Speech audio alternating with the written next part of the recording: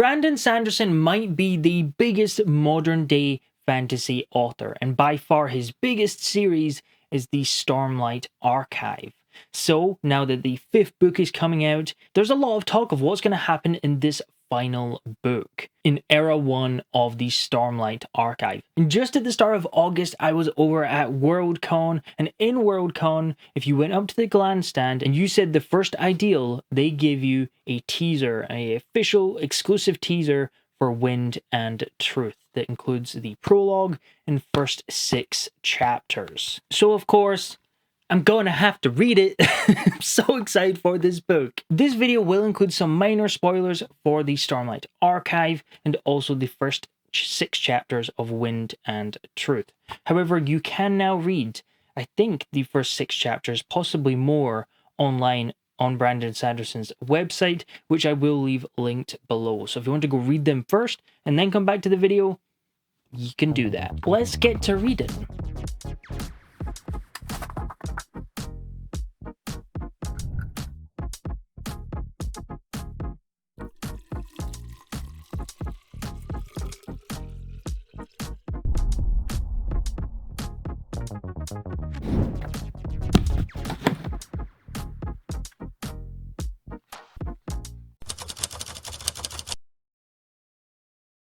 Okay, so I had already read the prologue last year whenever Sanderson first released it, but I did reread it just to double check that I remembered everything, and it's from Gavilar's perspective, which is really cool because we get the prologue from different characters throughout the different books. So book 1, we start with Seth's perspective, and then we jump between the different characters going through the same scene, but changes what's happening drastically depending on who you're following.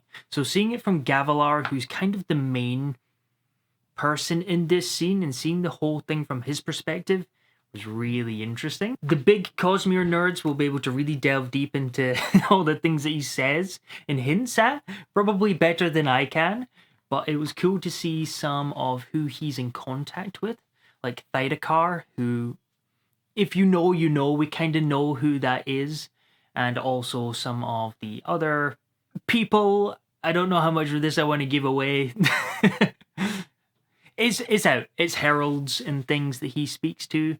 But I will also say, reading from Gavilar's perspective is really fun. He's a really interesting character. It's a shame that he dies in the prologue of book 1, because I would have loved to have got more from his perspective, because I really enjoyed reading from his perspective.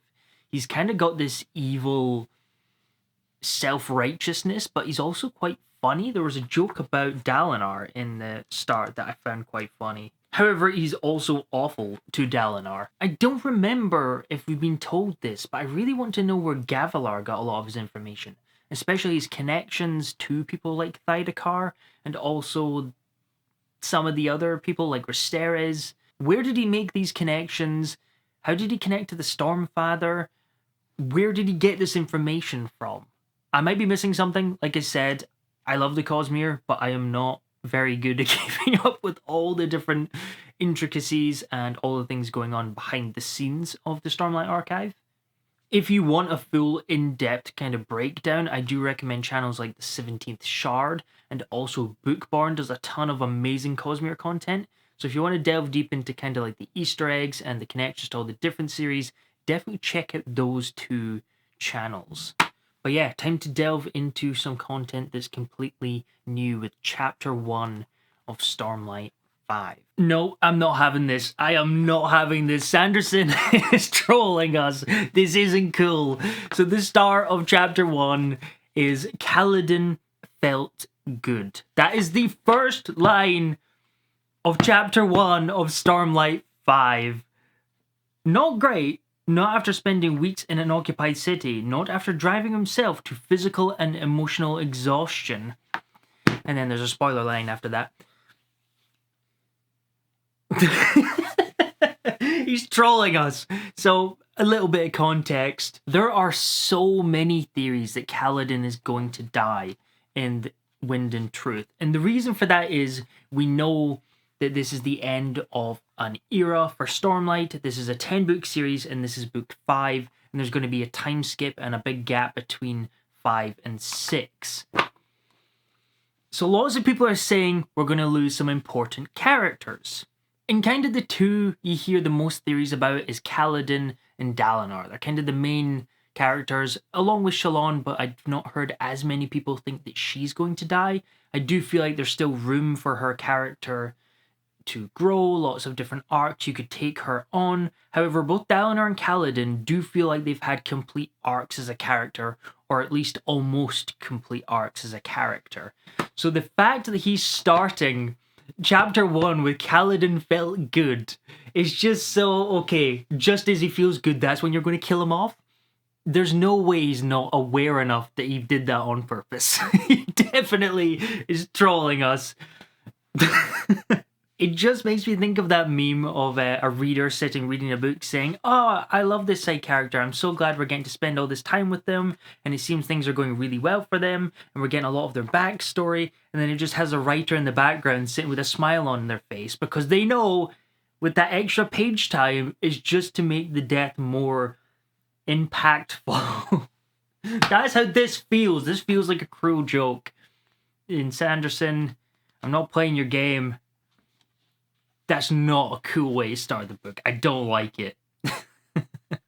It's really interesting that the epigraphs are actually from a book called Knights of Wind and Truth, which was the original title for Book 5. However, they shortened it down to Wind and Truth. And the reason for that is to do with the palindrome with the titles. So you have Way of Kings, Way of Kings, Words of Radiance, Oathbringer, and then they're doing that backwards. So originally, the original title to keep up with that pattern was going to be Knights of Wind and Truth. But now I'm wondering, what in-world book is called Knights of Wind and Truth? That's really interesting that we're getting to see epigraphs from that title from a book inside the world of Roshar. But other than that, the first chapter was pretty good. We kind of got a bit of an introduction with how Kaladin's doing, apparently quite well, which I'm not sure how I feel about. I'm happy for him. I'm glad he's doing well, but also, what does that mean? But what's really interesting is he is purposefully saying that he's not going to be Dalinar's champion in the battle against Odium, which raises a lot of questions. By default, you think then that Dalinar will be the champion. However, I feel like that would have been specified and said straight off the bat. I think, it would just be, oh, so Dalinar's going to do it. But we don't really get that confirmation from Dalinar or someone who's properly confirmed it, which just leaves that little bit of doubt in my head that it will be Dalinar. Because if it was going to be Dalinar, it would be specified pretty soon. But it's still left open and it's just hinted at that it might be Dalinar. So it's distinctly possible that we're going to get someone else be the champion, but I have no idea who, unless Adolin. Imagine Adolin becomes the champion and dies.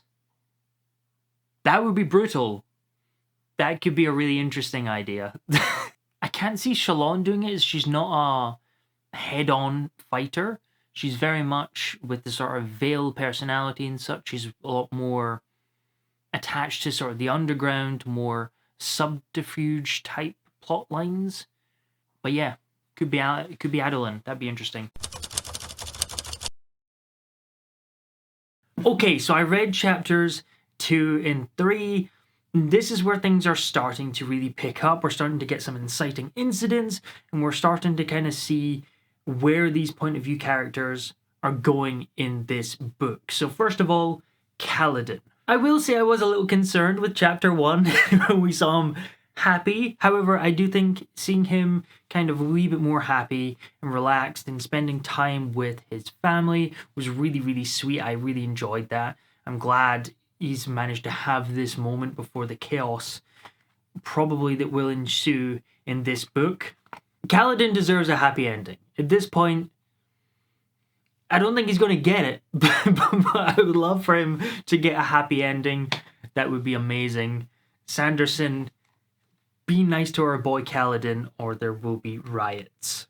However, after it was very clear that he wasn't going to be Dalinar's champion, it was very much, okay, what's he going to be doing in this final book? And we do know a wee bit because we got that art with him with Zeth as they headed over to Shinovar, so we knew he was going to be kind of involved in that plot line, but we kind of get more context within chapter 2 and how this all kind of will work. For a book that's going to be the longest book yet in this series, Sanderson is not wasting any time to really hop into this story and get a lot of intrigue and interesting things going on. Even by chapter 2, Kaladin is starting to hear this voice, and originally I thought it might be one of the Unmade. In particular, the woman that was in the glass at the end of kind of Oathbringer sort of time. I can't remember really what happened to her. I think Bado Mishram. I'm terrible with names. But I thought it might be her. However, with some of the epigraphs at the start of the chapters, is giving hints that it's the wind, because it keeps on capitalizing the W with wind and treating it as a person or some sort of being with sentience rather than just what we know as the wind. And with further context, that's kind of what's heavily hinting at in these early chapters. So the question is, what is the wind? Is it a spren? Is it a different kind of deity? Is it one of the Unmade? I don't really know. This really wasn't anything that's kind of been hinted at before that I was aware of. Again, big Cosmere nerds will probably know better than me, but I'm very interested to see this wind and what part it's going to play in the grander scheme of things. So it's kind of egging Kaladin on to come to Shinovar and listen to Dalinar.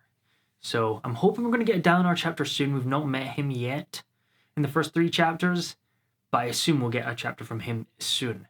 And then with Shalon, we kind of get, again, she's very much dealing with the sort of aftermath of the end of Rhythm of War, because she went through a lot in the end of Rhythm of War. So seeing her kind of come to terms with stuff that was going on and some of the revelations is really nice to see.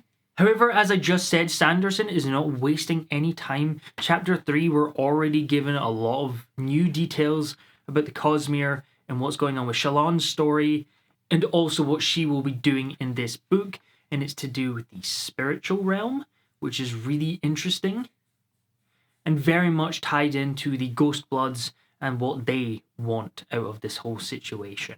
So I'm really interested to see how the spirit realm kind of plays into all this. We know very little about the spirit realm. Obviously, we've seen Shadesmar, we know Roshar, but we don't really know anything about the spiritual realm other than mentions and things that is going to be a lot trippier and a lot weirder than even Shadesmar. In fact, even one of the characters in Shalon's point of view does talk a little bit about how they don't know much about the spirit realm. They know that gods and things live there, but even they think it's weird and bizarre.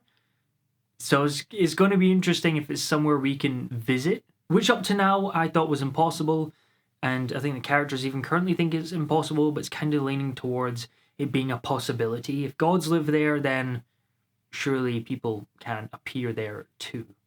We got some Wit. I love chapter with Wit, or Hoyd. Finally, he is showing up. He's kind of made a slight appearance slightly earlier, but now we've seen him in the flesh. And I love Hoyd. I'm so happy, and it was such an interesting chapter. I don't want to go too deep into this one because I think this one is really fun to read through, and kind of some of the interaction between him and Kaladin. It feels very final, and I don't like that, but that's how it feels, and it's stressing me out. Oh no. Apparently I'm going nice radiant with this sunshine. I do find it really interesting that he brought up the flute again. The flute that Hoyd gave Kaladin in Way of Kings hasn't really come about and shown much plot differences yet. It's not made any impact, is the word I'm looking for. However, it's mentioned here again, so I do think this is finally the book where this will kind of start to play a part in the larger story. Now, what part? I have no idea. This chapter kind of confirms that Kaladin is meant to follow the wind.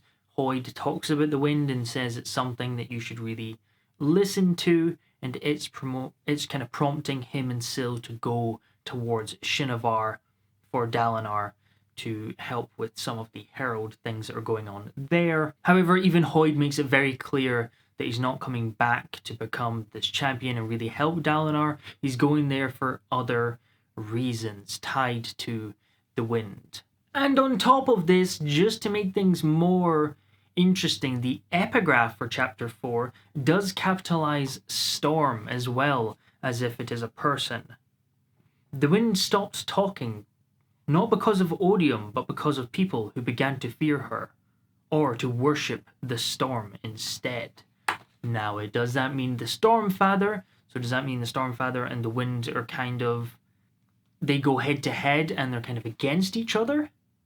That's certainly a possibility, especially when in the prologue we do learn that the Stormfather can lie, which complicates things because it brings into question everything the Stormfather has said in the first 4 books. However, he did lie to Gavilar, who was kind of going down a dark path. So again, the Stormfather could very much still be this positive character in the Cosmere. Or is Storm another deity as well as the Stormfather? And these are 2 Spren that were going head to head? I don't know, but I do think it's interesting that Storm was capitalized in that epigraph. I feel like I'm on the 17th shard looking at how he's capitalizing some phrases. Okay, 2 chapters left. I'll read them and then do a final check-in and just talk a wee bit about what I'm excited about and what I'm looking forward to with Stormlight 5. So I finished chapters 5 and 6 of Wind and Truth. And we got a lot of information in those 2 chapters that's very interesting. First, we got a Shalon chapter where she is currently waiting to get picked up by Windrunners and taken back to Urithiru. But the really interesting part here was when she was sketching. And just like in the earlier books, right back at Way of Kings, she started sketching things that shouldn't really be there, like faces, and in Way of Kings it was pattern, but now it's this face, this woman's face, this singer, and she talks to the Herald about this. And he says, when did you start pulling on abilities from Fortune? So I think Fortune is a shard, right? There's honor, cultivation, Fortune has to be a shard. Could be wrong, but that's what I believe. So that's really interesting to see that a lot of her prophetic type drawings and things that were tied to the current situation wasn't just fluke or because of the Unmade. It was because she's drawing abilities from Fortune, or she has some sort of connection to it somehow, which is very interesting, and I'm sure the Cosmere people are already on it, delving deep into what this could mean. But she was drawing Mishram, because that's kind of her plotline, is she's going to try and find Mishram, this Unmade that's locked in the spirit realm, in this gemstone, before Mraize and the Ghost Bloods do. Because that's what Shalon believes they are after. That piece of information from the Herald that was in Last Integrity. Then in the last chapter, we finally got some Dalinar time. We have Dalinar himself talking with Kaladin and just kind of going over what he expects of Kaladin when he's going to Shinovar. And what we kind of knew already from the art that was released is that Dalinar wants Kaladin to go with Szeth to Shinovar. However, what we didn't really know was that Dalinar wants Kaladin to help Szeth mentally, because Szeth is a wee bit lost. He has a lot going on mentally there. He's hearing voices, which I think is tied to Nightblood. But Dalinar really wants Kaladin to kind of be his therapist on this journey to Shinovar when so much else is going on as well. And not only that, he wants Kaladin to kind of help bring the Herald that is in Shinovar and make sure he's not going to be plotting against Dalinar in this contest of champions. Then, right at the end, when it's just closing off for this final chapter, for the teaser, Dalinar offers Kaladin to become the heir of Urithiru, just in case him and Navani die. Adolin doesn't want to do it. Renarin, they don't really know his situation with his corrupt spren.